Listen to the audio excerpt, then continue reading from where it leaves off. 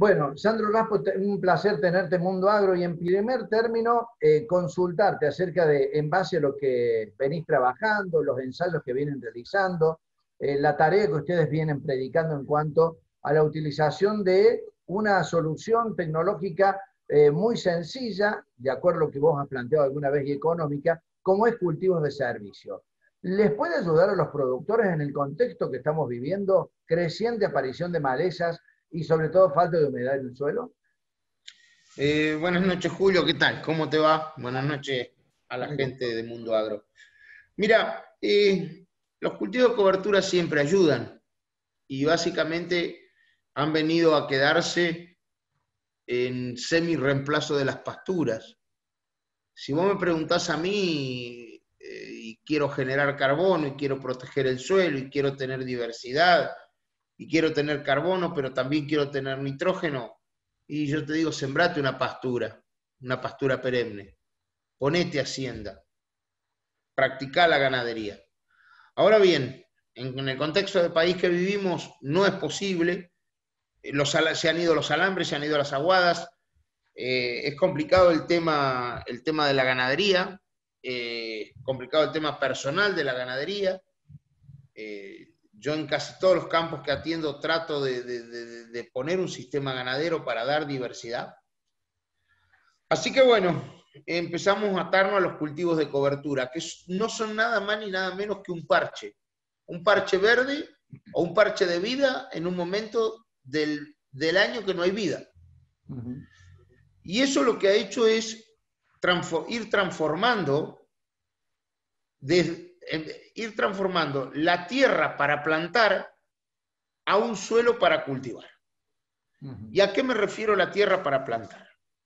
Nosotros tenemos un sistema agrícola muy industrializado, muy de ser muy de ser manejado por gerenciadores agrícolas, que miraron el Excel, que miraron el protocolo, que fueron a la agronomía, que metieron el insumo y que practicamos la agricultura. Así lo hicimos, no le fue mal al país, ojo, no estoy criticando quienes hacen esa agricultura, pero lamentablemente en los últimos 30 años los suelos han perdido drásticamente el carbón.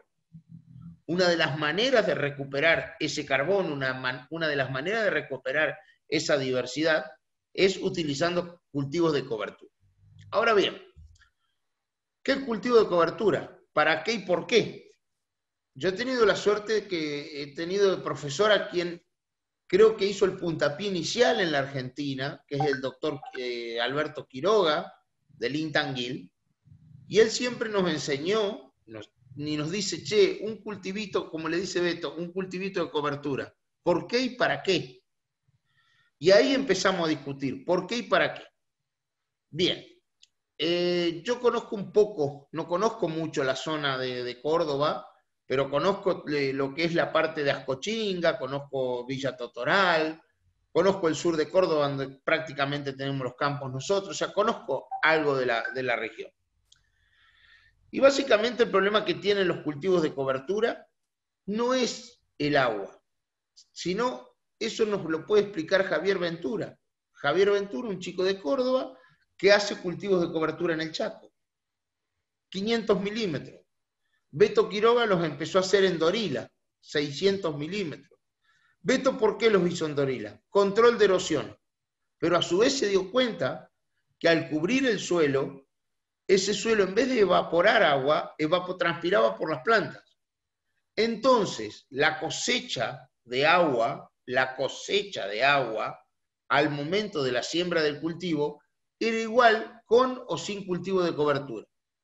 En Dorila y en el Chaco. Te estoy nombrando dos zonas muy distantes, Sí. debe haber 900, 1000 kilómetros, 800 kilómetros, que tienen el mismo resultado.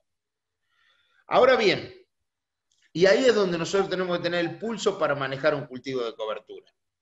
Y empezar a conocer cuánta agua almacenan esos suelos.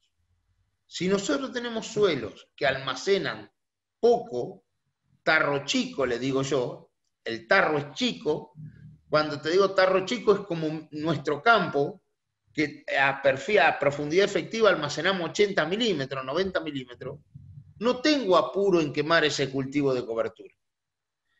¿Por qué? Porque ese cultivo de cobertura me va a generar más carbono, ese cultivo de cobertura me va a generar más raíces, y la única manera de poner el dióxido de carbono que está en el aire, en el suelo, capturarlo, capturar ese dióxido de carbono, es vía las raíces. Y lo interesante de la captura de ese carbono es que el 40% del total del carbono de esas raíces se entregan al ciclo productivo siguiente. Entonces, y ahí es cuando mucha gente, muchos colegas me dicen, ¿qué hago con el cultivo de cobertura? Si vos tenés tarro chico, 70, 80 milímetros, no te apures a quemarlo, porque si no te llueven 70, 80, no vas a sembrar nunca. Ahora, cuando vos tenés una muy buena capacidad de almacenaje, ahí no jugués con fuego. Ahí no podés secar más de 40, 50 centímetros de suelo. ¿Por qué 40, 50 centímetros de suelo? Porque nuestros suelos agrícolas en la Argentina almacenan por centímetro aproximadamente entre 0,8 y 1,2 milímetros. Entonces, cuando yo te digo, vos secás 50 centímetros, sé que con una lluvia de 40 a 60 milímetros, recompusiste el perfil. Ahora, y es fácil tenerlo cuando vos secás un cultivo de cobertura 40, 50 milímetros. Ahora, hablar de secar 1 metro, y ahí es como dicen en mi pueblo, ahí te quiero ver, escopeta mal cargada. O sea, es complicado.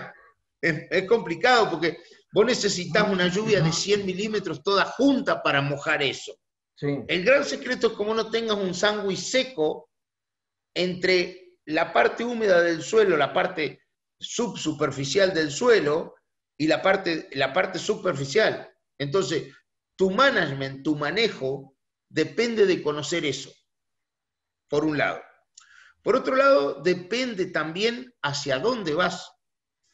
Por ejemplo, si vos vas con un cultivo de cobertura de leguminosas a maíz tardío, sí o sí vos tenés que dejar esa vicia que se exprese. Y para que esa vicia se exprese, necesitamos que tenga por lo menos 25 a 28 días de 24 grados centígrados, promedio, 22, 24 grados, y a su vez necesitamos por lo menos 70, 80 milímetros. ¿Qué te estoy diciendo? Que entre septiembre y octubre te lluevan 70 o 80 y que haga calor, para que esa villa se desarrolle. Yo, de las especies que he probado en Córdoba, la villa me ha gustado mucho, una de las que mejores resultados dio. Y vos podés ir a maíz, y lo interesante de ir a maíz con una villa es, lo interesante, tiene dos cosas interesantes. Uno es el impacto ambiental, que cuando vos haces una villa, pasás un rolo, gastás muy poquito herbicida, pero casi nada, y sí, podés ir a un maíz.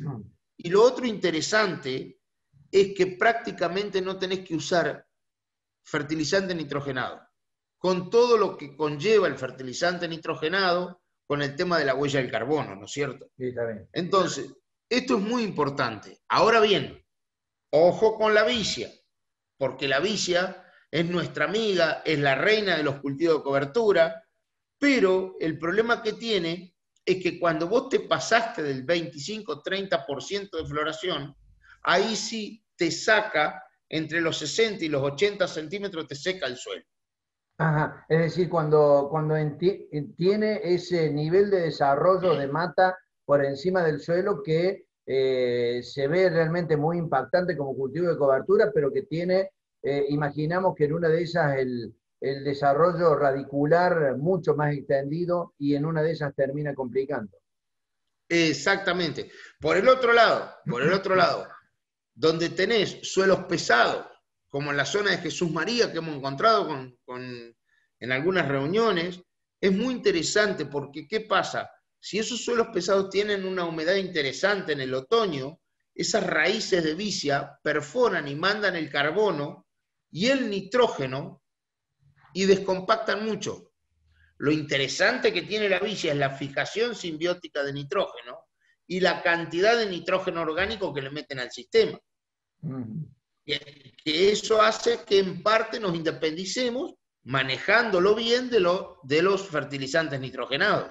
Está bien, entonces la vicia requiere, siendo uno de los cultivos de cobertura más importantes, muchísima atención, sobre todo en el tema del manejo. Nosotros hemos visto muy buenos resultados de vicia en la zona de Río Cuarto, en una experimental en Marcos Juárez, y también en la zona de Jesús María y Montecristo. Se veía como un cultivo realmente bueno en cuanto a lo que generaba, ¿no? Es interesantísimo, es fácil de implantar, controla muy bien malezas, fantástico, deja mucho nitrógeno en el sistema, que los sistemas productivos agrícolas argentinos son muy deficientes en nitrógeno. Tienen muchísimo carbono, pero tienen poco nitrógeno. Si vos prestás atención en los campos, vos ves los rastrojos como pasan de un año para otro. Es muy raro que un rastrojo se consuma muy rápido, siendo si no vas hacia el norte del país que hace más temperatura o hacia el oeste. Pero cuando te centrás en la región central o al sur, al sudeste, los rastrojos quedan como momificados porque tienen mucho, la relación carbono-nitrógeno es muy grande. Entonces tienen mucho carbono y poquito nitrógeno, tardan en degradarse. ¿Y por qué te apunto a esto?